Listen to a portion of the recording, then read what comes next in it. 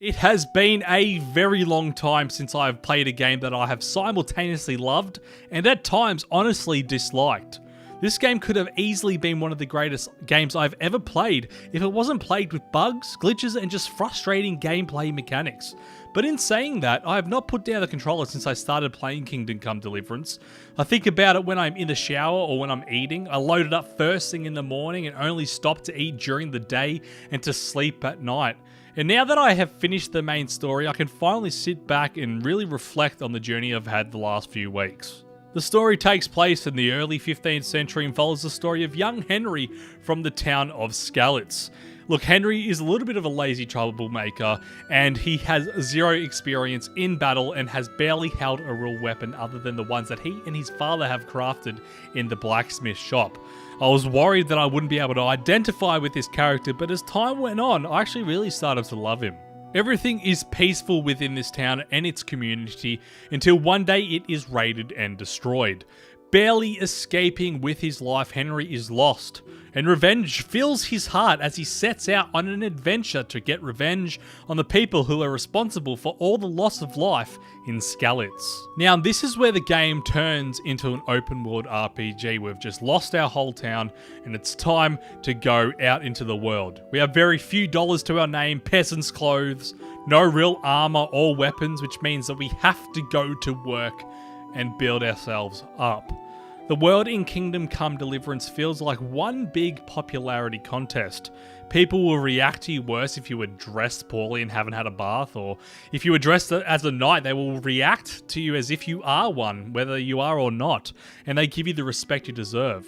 If you act like a scoundrel or a dickhead in town, the guards will keep a closer eye on you, and the local stores won't haggle with you as much. Throughout the story, you'll meet many characters, each of which have a unique personality and are wonderfully voiced. You'll have many laughs and many WTF moments in this game, but it is well written, and a lot of how the story unfolds and how easy the missions are depends on you. Early in my adventures, I came across a man with a broken leg. After fixing it, he promised to return the favor when I needed it.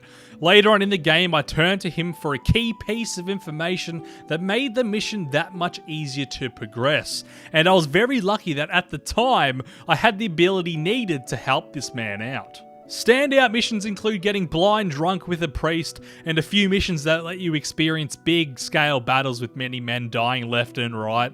Without spoiling any more, there was one mission towards the end of the game that was so broken and boring, and now a whole town hates me because instead of spending an hour or two of my real life time just talking to people, I decided I would kill a few town guards and completed my mission the easy way.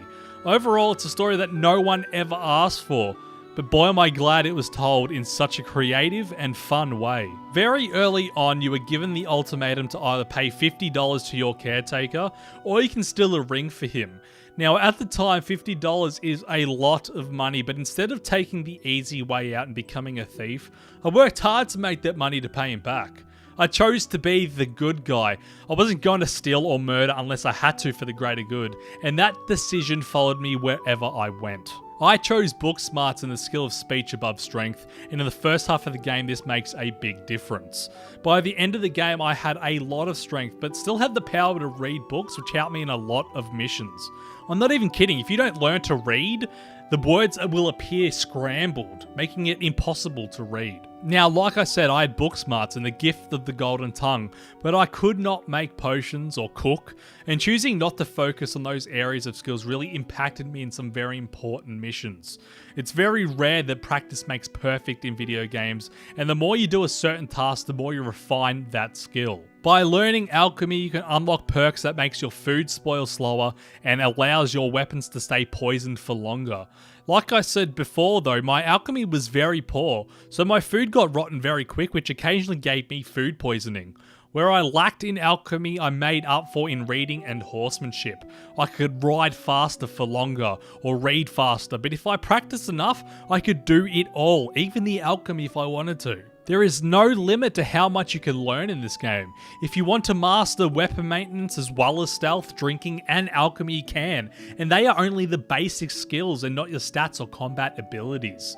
Strength, agility, vitality, and speech all level up naturally throughout the game by fighting, talking to people, or running across the map. Every few levels you get to choose a perk. I chose perks that lowered my strength but made me better at talking and getting my way out of things. So you can really choose how you want to play the game.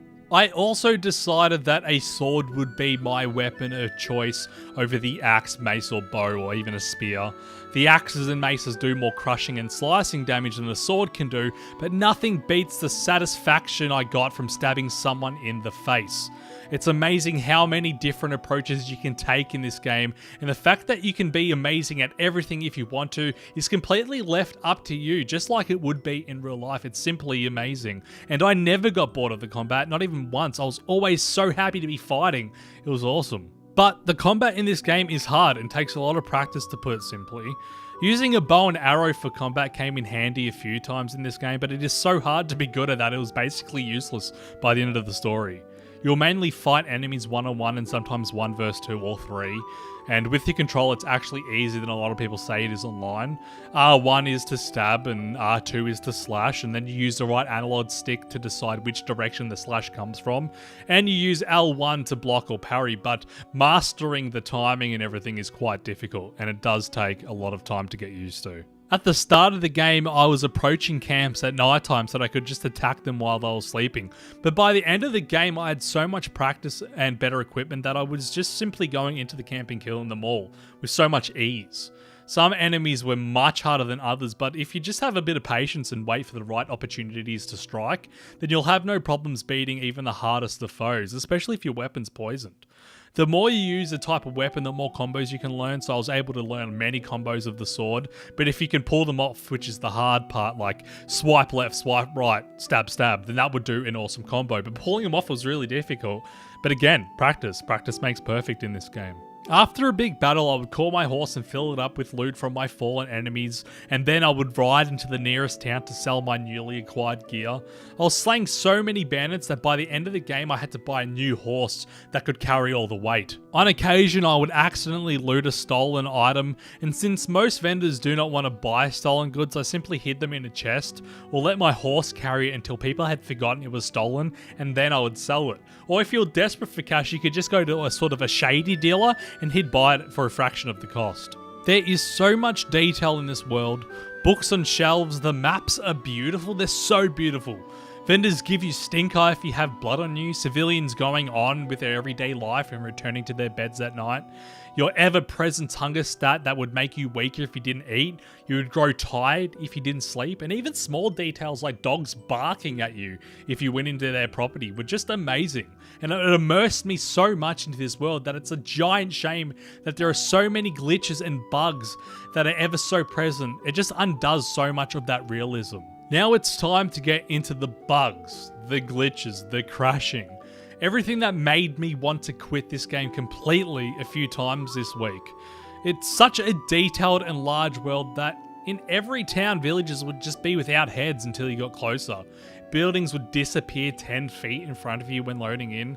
I even saw AI fall out of the sky in the distance. Now I understand that things like this will happen, but isn't the point of a loading screen, of which there are many by the way, so that things are loaded in before the loading screen goes away? At the start of the game, it wasn't so noticeable how many glitches and bugs there were, but the more I did, the more it just felt like things didn't work properly. Faces wouldn't have texture during cutscenes, and the people would resemble like a porcelain doll. Every action I did would result in like a 5-second loading screen. I would talk to somebody, loading screens. I'd go into my menu and it would freeze for like 10 seconds. My game crashed like 10 times, which set me back an hour of gameplay, since the only way to save is by sleeping or drinking a really hard to find potion. It was very frustrating, and you know, sometimes during missions I had AI that wouldn't do what they were meant to, and they would just stand still. Very, very annoying. This game requires about 50 gigabytes in patches, and to Warhorse Studios' credit, they are doing their best to fix all these issues. They just released a big patch on PC the other day. As a lover, and I mean I love this game so much, I can forgive these issues. I can forgive the fact that a mission would force me to put my possessions in a chest, and later when retrieving them from a chest which they told me to do, and they told me to put them in that chest, I would actually have to steal those items back, which means if I was to get caught with those goods, the guards would take them away from me. As a whole, this game is just really broken. Things are always not working, and we just make do with what we can because the story and the gameplay elements that do work are just the best. But as a reviewer of this game, I have to give it a fair score and I have to judge it appropriately.